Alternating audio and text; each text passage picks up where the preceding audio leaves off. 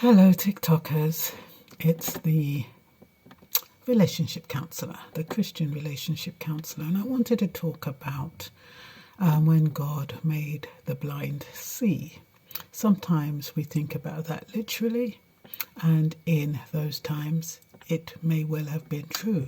He did actually make the blind see. But for us today, how does the blind see? Sometimes, if you ever had that aha moment when all of a sudden you could have it's almost like your eyes has just opened. You've just seen something for the first time. You've been walking around almost like in a daze, and then something happens, something clicks within you, and you can see the bigger picture. That's what I believe making the blind see could also mean. I think sometimes if we are shut off, if we are closed down, if we are full of pain, if we are distracted, if we are not in the silence, we cannot see. Sometimes you have to go within yourself, you have to pray, you have to meditate in order to see what God has put aside for you. While you're going around in your daily tasks and you're busy and you're doing this and doing that and cooking, cleaning, looking after the spouse, looking after the children, how do you have time to see? All you have time for is what is in front of you. We all have been given gifts and we all have talents within us. And each one of us say, I want to know what my destiny is. I want to know what I was meant to do. What is my life's purpose? If you don't go into the silence, if you don't stop to think, if you don't just withdraw a little bit, slow down, take a pace, take it easy, you won't be able to see. It's almost like you're blind. A lot of people go through this life blind, missing opportunities because they're so steadfast. There's no flexibility. They're not open-minded. Sometimes it's because they're looking at the world through rose-coloured glasses. They're too idealistic. Which one are you? Sometimes we have to, well, not have to, sometimes it's advisable to just take stock. Just stop a while and think about what you're doing. Have you ever driven somewhere and then you don't even know how you got there? Have you ever walked up and down the stairs and not realised when you reached the top or went down the bottom? It's like you're on automatic pilot. Most of us are on automatic pilot these days. We are not conscious. We are not conscious beings. We just get up like robots. We get up, we use the toilet, we clean our teeth, we go into the bathroom, we go downstairs, make ourselves something to eat. Sometimes we don't even know what we're doing. We put something in the sink and, the next thing we know, we don't even know where we've put something down. How many times have you put something down and you don't know where you've put it? And you'll say, oh, it's because I'm getting old. Oh, I'm not with it today. Oh, I'm tired. No, it's because you're not conscious. You're not operating in a conscious way. And if you're not operating in a conscious way, you cannot see. In order to see, you must be conscious at all times. You must be aware of every action that you do, every step that you take.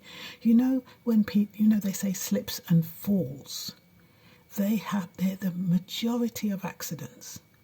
Why do you think slips and falls happen? Not because your bones are weak. It's because you're not paying attention.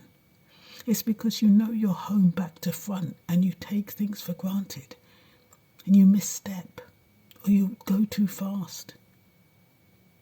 When you're going up and down your stairs, count the steps.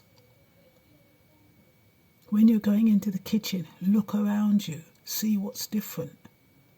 See what you've forgotten. What about that photograph that's on the wall? When last did you look at it? The pen that is in your drawer, when last did you use it? You've got so many resources at home, you don't even know where they are or what you've got, because you're on automatic pilot. And we really need to shake ourselves up, especially in this time. We cannot be on automatic pilot. We need to be conscious. We need to be aware of what's going on. We need to be able to see what's going on, and not just throw a blind eye to what's going on. Most of the time we see tragedies, and what do? Oh, well, I'm glad it's not in this country. Or if there's an accident, oh, I'm glad it's not my children. As long as it doesn't impact you personally, you shut yourself off from it. You don't pay attention, and yet each person that something happens to could be you, because it's happening to a person near you.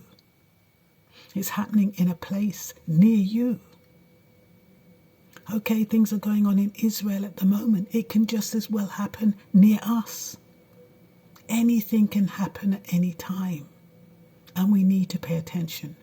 We need to pray for our safety. We need to pray for the goodwill of others. We have to pray for other people to be safe. We have to pray for people to open up their eyes and see what's going on. We can't be walking around like zombies anymore. Life is too precious. And each day a part of our lives are being taken away from us. In a very surreptitious way we don't even realise. The same way each day an element of our freedom is taken away. It's the same way each day as part of our sight we're being blinded. We're being blinded bit by bit every day. Sometimes it's just about your eyesight being blurred, and you can clean your glasses and you can put them back on and you can see. But you're going to reach a stage where it's too late. The blurring of your glasses is permanent, and you're going to have to be guided, and guided by people you cannot trust, guided by people who do not have your interest at heart, and you're going to have to follow them like sheep because you didn't look, you didn't see, you didn't pay attention, you wasn't alert. So it's very, very important to be alert, peeps. It's very, very important to look, to see, to read, to try and understand, to use wisdom, to use discernment, not taking things for granted, not thinking automatically that you're safe just because you're a child of God. God doesn't suffer fools gladly. You have to be wise. You have to use wisdom. And that is for you and your family. It helps to pray, but you have to do the work as well. You can't just pray and sit back and say, oh God, you take care of everything. So that's how some people are. They pray and they're like, oh yeah, I've prayed. God will take care of everything. God said he's got my back. God says he will not let a hair of my head be touched. But you've got to help yourself as well.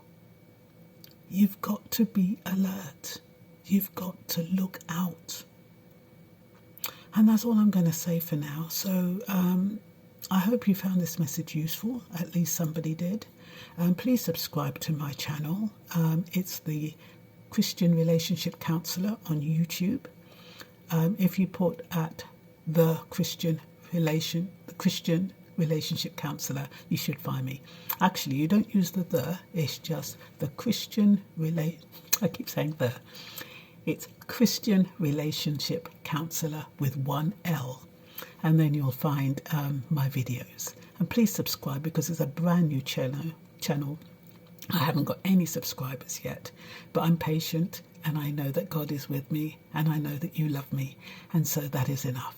So take care now. Have a blessed day.